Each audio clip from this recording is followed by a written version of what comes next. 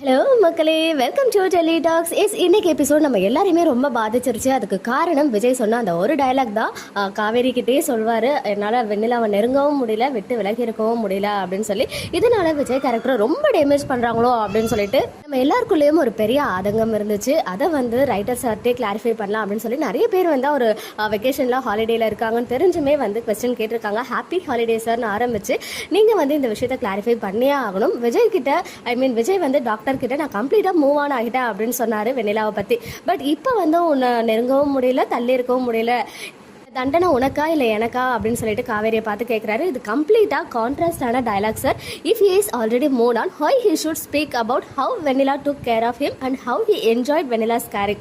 So Vijay has like that Vijay hasn't completely move on. He still loves Vennila also because of Vijay married to Kaveri.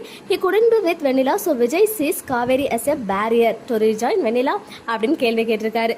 So இதுதான் எனக்கு இன்னைக்கு Vijay and காவேரியோடைய கான்வர்சேஷன்லேருந்து புரிஞ்சுக்கிட்டது. உங்களுடைய thoughts என்ன அப்படின்னு explain பண்ண சொன்னார். ஸோ அதுக்கு நம்ம பாரி சார் என்ன எக்ஸ்பிளனேஷன் கொடுத்துருக்காரு அப்படின்றத நான் படித்து காமிச்சிடுறேன், நீங்கள் புரிஞ்சுக்கோங்க. ஸோ பாரி சார் அவங்களுக்கு என்ன சொல்லியிருக்காங்க ரிப்ளையா அப்படின்னு பார்த்தீங்கன்னா, இப்போதான் ரெசார்ட் திரும்புகிறேன்.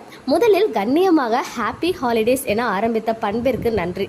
நிறைய பேர் ஒரே கேள்வியை கேட்டிருக்காங்க. எல்லாருக்குமாக இங்கே சொல்லிவிடுகிறேன், நெருங்கவும் முடியவில்லை, விலகி நிற்கவும் முடியவில்லை என்கிற வசனம் எழுதப்பட்ட பின்னணி.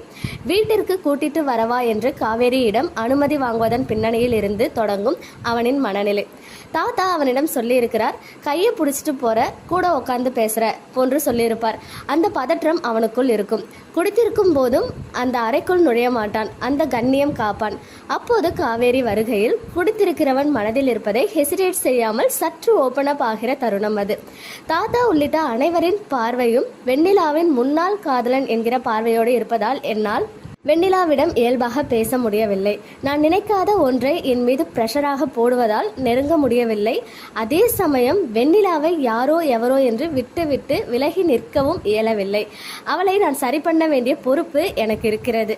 தனியாக இப்படி ஒரு அறையில் கடமைக்காக கொண்டு வந்து வைத்திருக்கிறோமோ, அவளுடைய அம்மா அப்பா இருந்திருந்தால் இப்படி அவளுக்கு ஒரு நிலை இருக்காதே என்கிற அவனுக்குள் இருக்கும் நல்ல மனதின் போராட்டத்தின் வெளிப்பாடாகத்தான் அதை கொடுத்தேன். அதையும் அவன் காவேரியிடம் தான் சொல்லுவான். அவனுடைய நம்பிக்கை அவள். இதுதான் என்னுடைய எண்ண ஓட்டத்தில் இருந்தது. பார்த்து பார்த்து செதுக்கிய கேரக்டர்களை நாங்கள் ஏன் சிதைக்க போகிறோம்? மிஸ்கம்யூனிகேஷன் ஆவதும் பாயிண்ட் ஆஃப் வியூவில் இருக்க வேறுபாடுகளும் சில நேரங்களில் குழப்பங்களை விளைவிக்கும். அதுவும் நெடுந்தொடர்களில் அதற்காக பாசிபிலிட்டிஸ் அதிகம். ப்ரெஷரோடு எழுதி கொண்டே இருப்போம். மேக்ஸிமம் மிஸ்கம்யூனிகேஷன் ஆகாத மாதிரி தான் கிளாரிட்டியோடு எழுத முயலுவேன். அதையும் மீறி சில நேரங்கள் எனக்கு தெளிவாக இருப்பது உங்களுக்கு வேறு மாதிரியாக சேர்ந்து விடுவதும் உண்டு.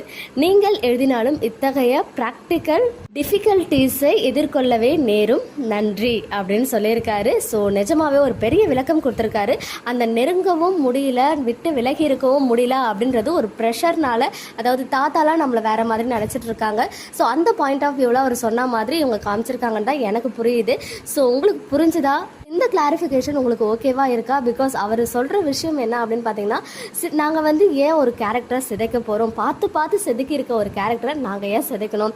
மிஸ்கம்யூனிகேஷன்னாலையும் சிலரோட பாயிண்ட் ஆஃப் வியூனாலையும் சில விஷயங்கள் வேறுபடும். ஸோ அது குழப்பங்களையுமே நமக்கு உண்டாகும் அப்படின்றத சொல்ல வருகிறாரு.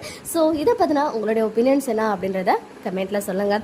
ஓகே மக்களே, நெக்ஸ்ட் வீடியோவில் மீட் பண்ணுறேன். எக்ஸ்க்ளூசிவ் அப்டேட்ஸ்க்கு மறக்காம நம்ம யூடியூப் சேனலை சப்ஸ்கிரைப் பண்ணிக்கோங்க.